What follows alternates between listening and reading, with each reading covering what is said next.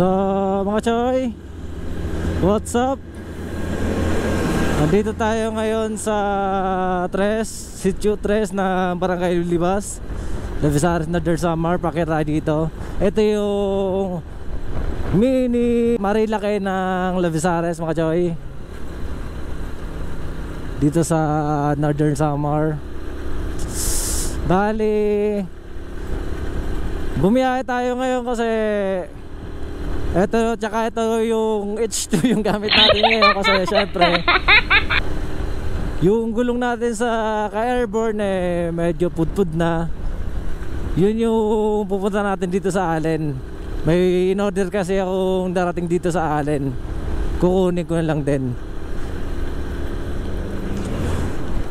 Ito sana magandang bankingan dito mga choy pagka pumunta kayo dito. Pero isipin nyo lagi, safety first lagi mga choy. Huwag kayo nagpabanking dito ng mga pangkamote. Yung tipo na hindi kayo nag-helmet, kulang yung gear nyo.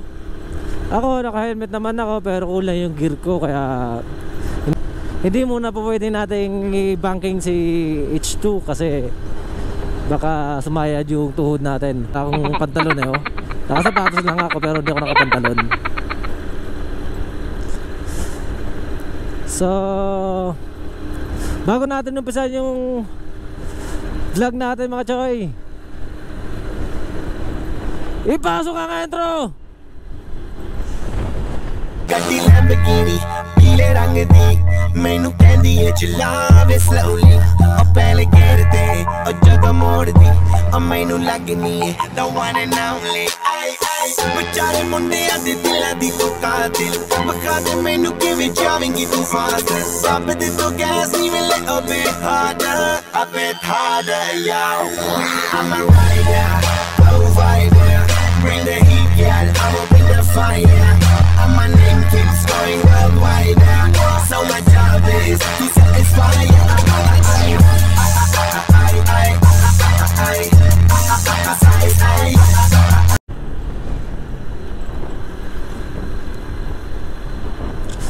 So mga choy, eto na muna tayo, scooter na muna tayo. Kasi yung bike natin nasa bahay muna. Pwede pa naman sana yun, pero ito lang gusto kong gamitin muna ngayon kasi syempre sabi ko para makapagpahinga rin yung gulong ko muna.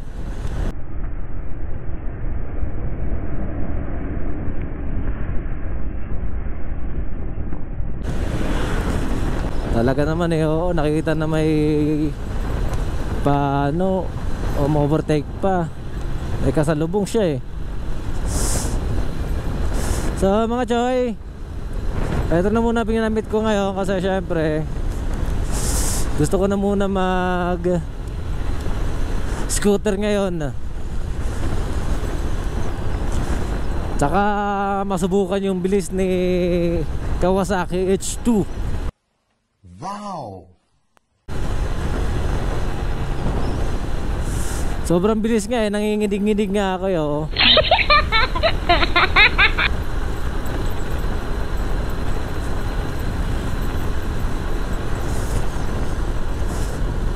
Tapos mga choy, bali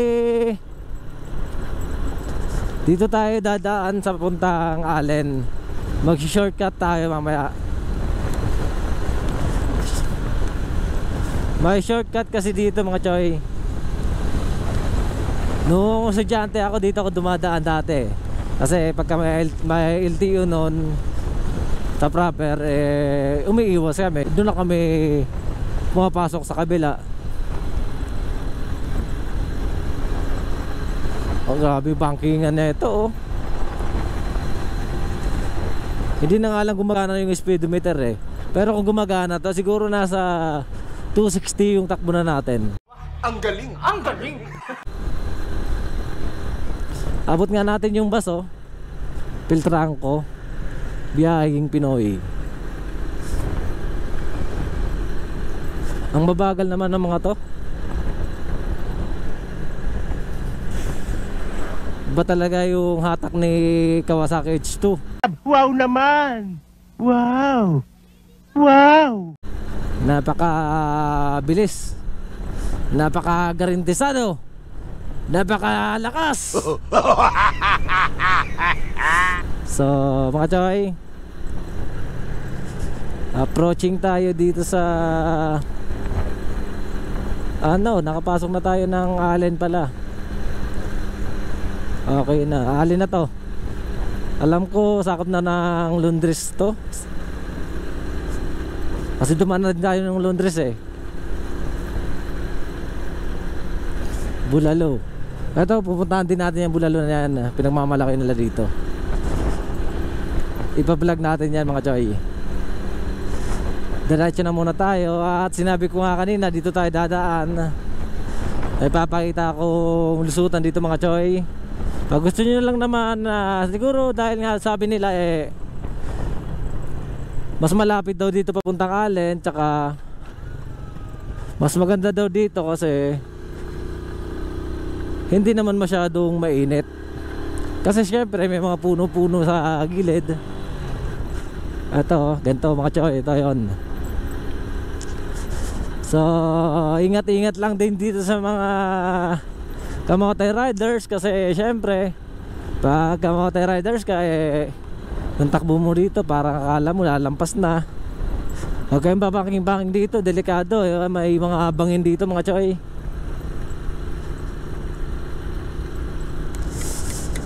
Tapos sakong bangking lang, ganyan lang ako. Diba?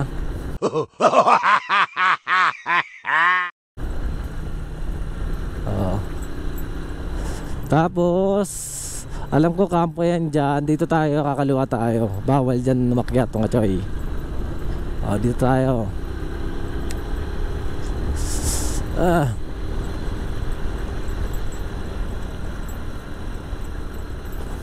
Dati nung high school ako, dito ko dumadaan eh. Pagka pumupunta kami dito ng Allen, pag may LTO noon, syempre estudyante, high school, wala pa kami mga papel noon, wala pa kaming lisensya, expired pa rehistro.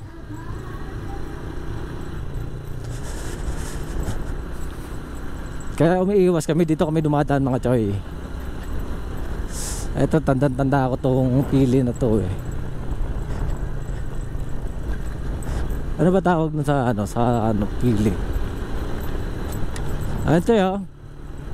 Talagang liko-liko dito, kaya wag kayo magpapatakbo ng matulin kasi delikado. Kung dito ko naman talaga dadaan, didiretso mo yan dito sa baba, malapit lang. Kaso ginawa na dito para hindi masyado, yun yung kasada kabila para hindi masyado syempre tarik yung daan. Ako rider naman ako, tama naman yung ginawa ng gobyerno na ganito yung gagawin. Hindi yung tarik na tarik talaga. Okay lang yung kaliko-liko, kasi para hindi naman tayo masyadong nagpapabilis. Ito kasi pagka diretso natin masyadong matarik ay mga choy ba't nasa kabila na tayo? Ito. Tapos labas natin na ito, nasa na tayo, nasa Allen. So mga choy, shoutout dito sa mga college ba? Anong college yun CFC? Oo.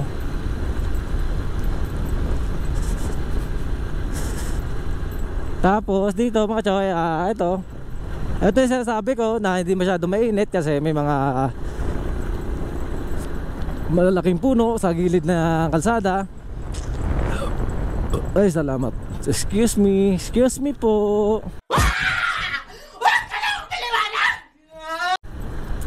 So ito na, nasa bungad na tayo mga choy.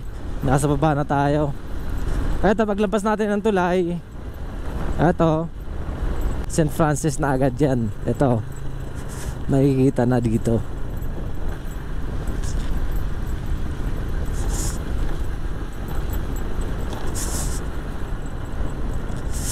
Okay. So update na lang mga choy sa pamaya pagka nakuha na natin yung in-order nating gulong. Ride safe. So what's up mga choy? Sad to say, pero yung inaantay natin, yung turbanada na yan natin dito sa Allen. Kasi nandoon yung gulong natin na kinuha po from Katbalogan. Binili natin. So hindi pala dadaan yun dito. Bali, Katarman pa pala yun.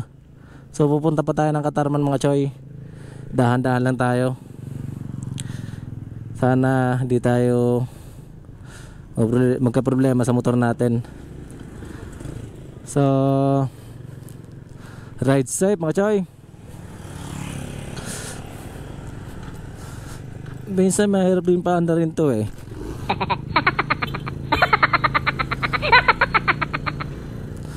So shoutout pala dito sa mga nakasama natin dito. Mga nanghingi ng sticker, nagsiwalaan na eh.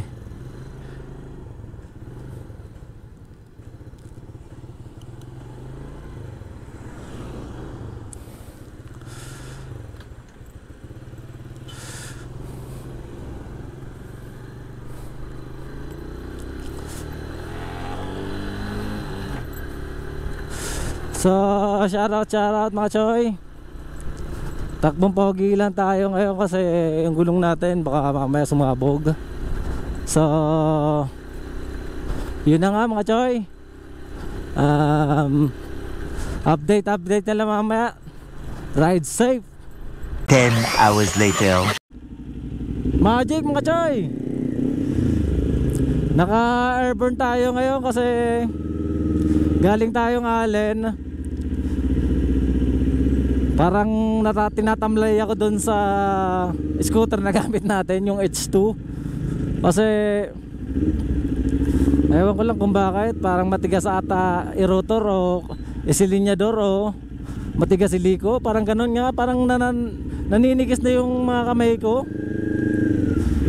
Kaya ginawa ko, total papunta naman tayo yung Katarman. Dinaretso na lang muna natin. Dinaanan na lang din natin yung si Airborne para palitan natin yung motor na gamit natin. Kasi kung yung gagamitin natin, tumipiyok-piyok pa tayo ah. Kasi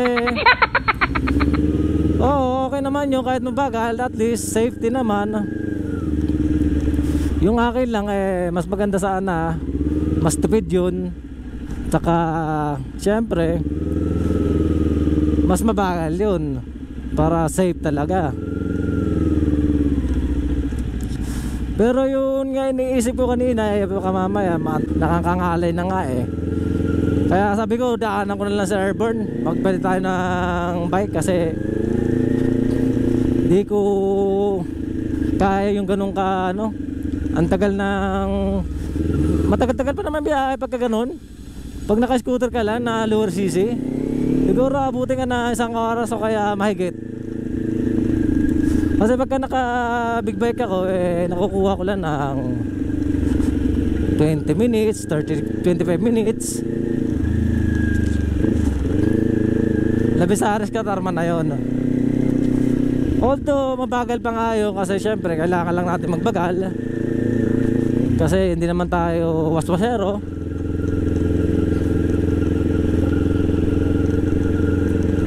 Dito muna tayo daan mga choy sa guys ganda-ganda na pala dito na lugar nila yo. Nag-i-improve na yung Katarman ah. Maliwalas na tignan pero sana pati yung sa loob palawakan nila yung kalsada para hindi nagka-traffic. Magkano yung dito gas? 69. Okay na sana dito. Hindi pa. Walang Macdo. Shoutout.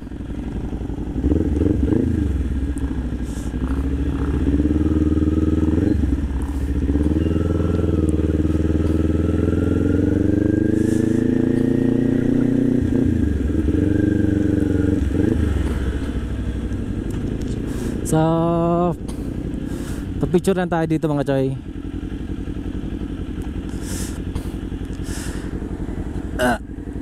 Ano yun?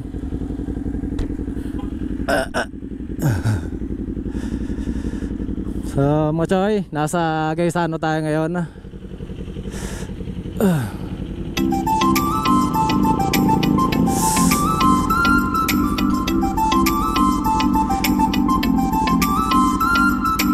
Ay. Picture lang muna si Airborne dun dito sa Gaisano. So, ano tayo ulit? Shoutout sa mga nandito ngayon, sa mga nakakakita sa atin, kaya nakakarinig ng bike natin. Shoutout sa inyo mga choy. Dahil nga ito lang naman yung purpose natin, nakunin dito sa Katarman. Uwi na tayo ulit. Thank you sa sealer natin kasi nakuha natin. Okay naman yung gulong.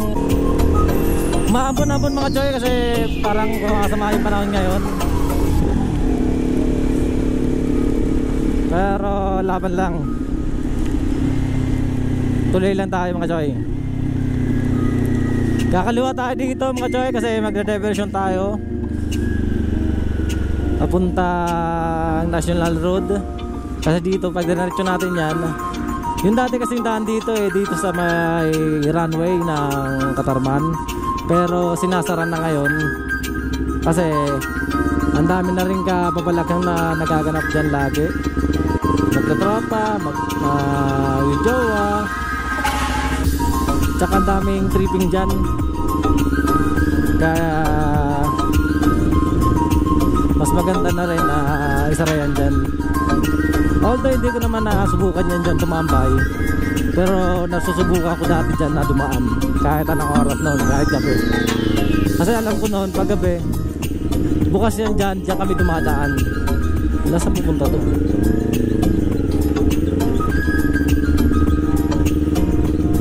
Yung dito sa may oras talaga yan dyan. Runway. Pagkagabi nagbubukas na sila, kaya doon kami nakakadaan paggabi. Ang daming nakatambay doon lagi. So mga choy, going home na tayo mga choy. Ride safe sa atin.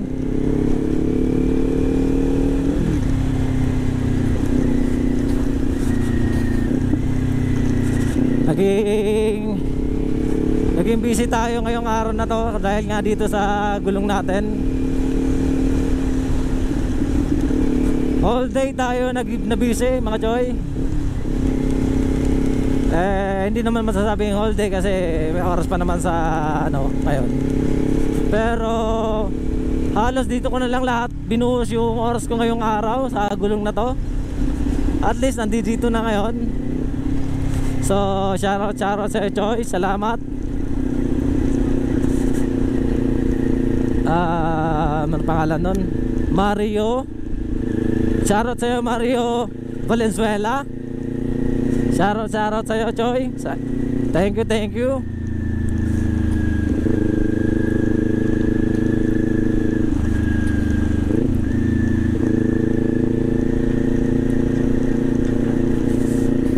Ito yung gulong mga choy makapal pa naman sobrang kapal.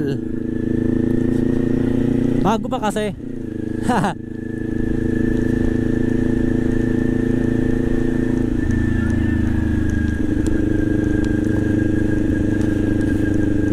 Kaya ito sabi ko sa inyo na yung mga partner natin ngayon, yung mga vlogger, motovlogger, nakakagarantisado kayo mga choy na ganito yung ginagawa lang namin. Rides lang, after uwi na agad. At least nakikita nyo dokumentado, di ba mga choy? Walang halong daya.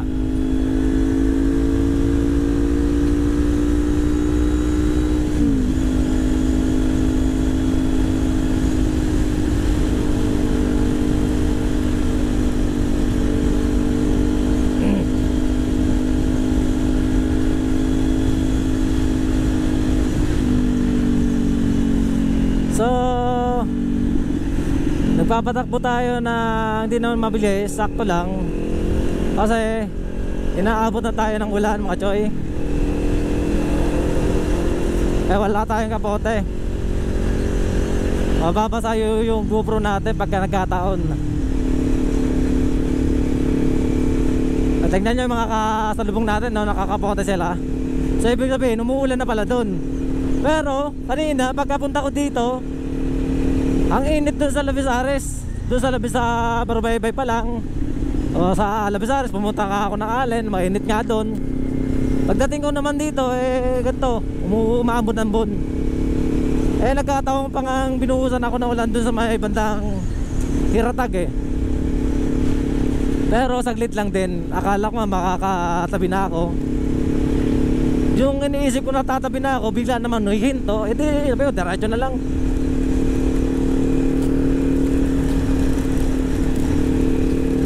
At ito mga choy, baka hindi na natin kaya diretso to. Malakas na yung ulan. Shoutout, shoutout. Tabi tayo, tabi.